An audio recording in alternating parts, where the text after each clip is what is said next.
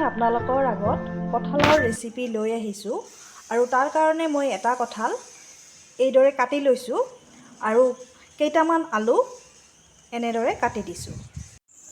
তাৰ লগত অলপ সয়াবিন লৈ লৈছোঁ।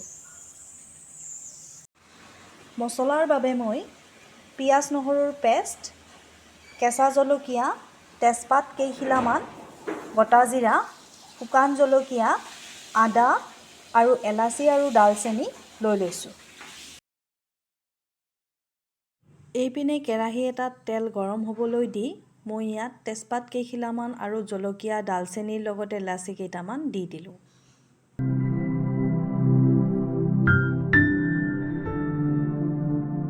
শুকান জলকীয়াখিনি ভালদৰে ভজা হোৱাৰ লগে লগে এতিয়া ইয়াত পিঁয়াজ নহৰুৰ পেষ্টখিনি এড কৰি দিলোঁ।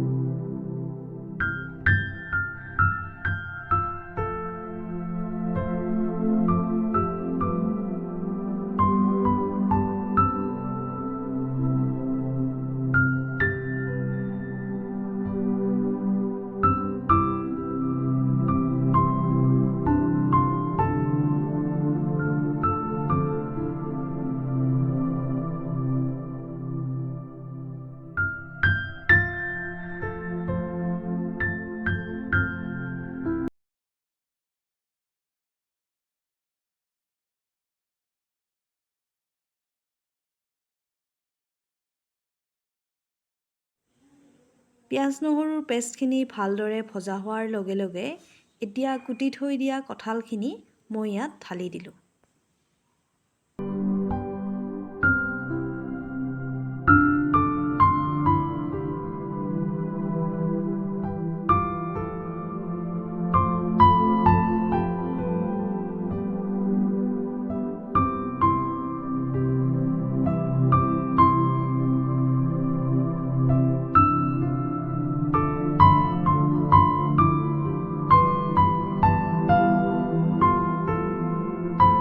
কঁঠালখিনি অলপ ভাজি লৈ এতিয়া মই ইয়াত আগতে ভাজি থোৱা সয়াবিনখিনি ঢালি দিলোঁ।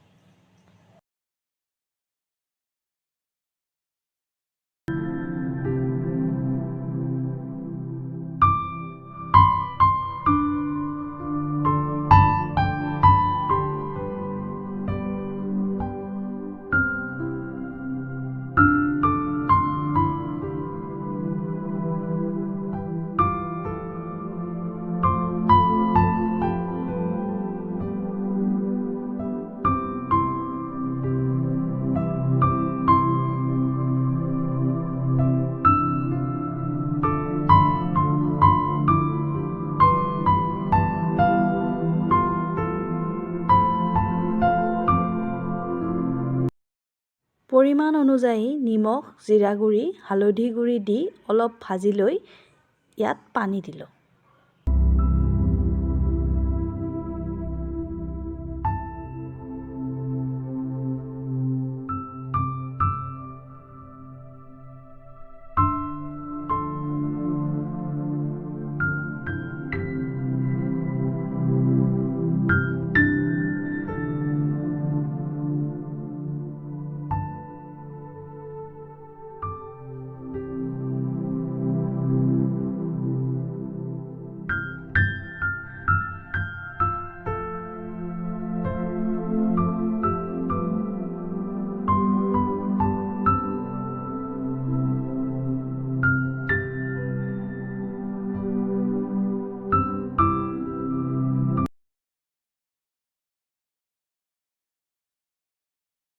দ্বিতীয়বাৰ অলপ বেছি পৰিমাণে পানী ঢালি দি মই কঁঠালখিনি ভালদৰে সিজিব দিলোঁ।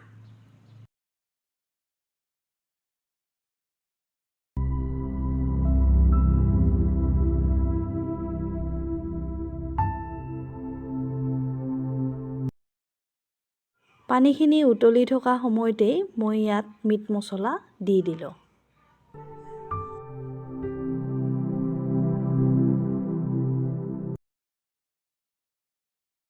পানীখিনি উতলি শুকাই থপথপীয়া হোৱাৰ লগে লগে আমাৰ কঁঠালৰ শুকান তৰকাৰী ৰেডি হৈ গ'ল। এয়া ভাত বা ৰুটিৰ সৈতে খাবলৈ বৰ ভাল লাগে।